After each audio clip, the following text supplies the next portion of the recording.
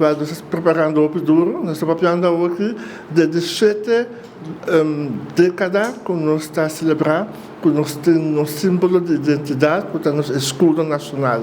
É uma comemoração muito importante.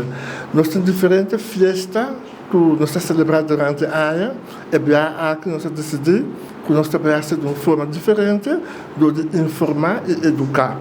E nós estamos usando nossa plataforma digital, que está no nosso website, que está www.cultura.av, onde toda a informação de nosso símbolo nacional, nossa identidade, nossa história, e tudo o que a Aruba tem de oferecer, está posto de uma forma educativa e informativa.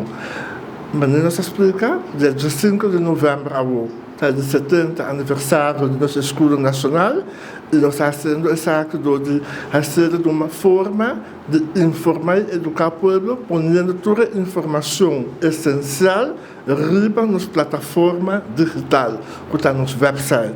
Fora do site também, tem também outro mídia social que nós estamos usando, no nosso Facebook page, nos social media, no Instagram, nos YouTube page, que também uma página do YouTube, que também tem vídeo onde tem ventana cultural, tem fragmento educativo.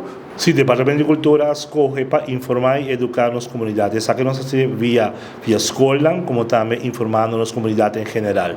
E se aqui a escola não recebeu uma carta do nosso departamento, onde nos dão informação como chega no nosso website e assim não por toda a informação. A informação que é importante para nossa história, para os estudantes, para a história do nosso país, e é bom para os docentes.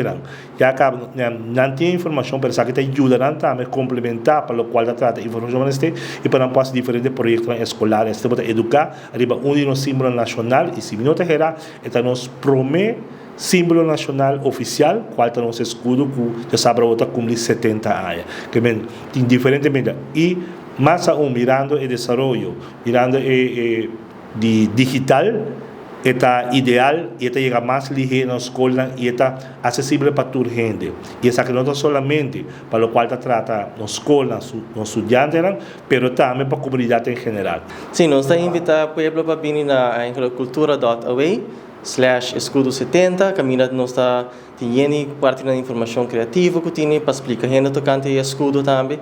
Também nós está visa a gente para like, para share, toda pessoa para assim mandar via WhatsApp, também. Então nós por base fácil, simples, nós tem pida que para consumir no bom momento e portanto, no futuro também tem uma surpresa ali, mas se não está agora, e mas nós visa sempre nós está indo adiante, nós está desenvolvendo o website, e pouco a pouco nós está indo para um futuro, caminho tu gente para chegar na informação, caminho não quer.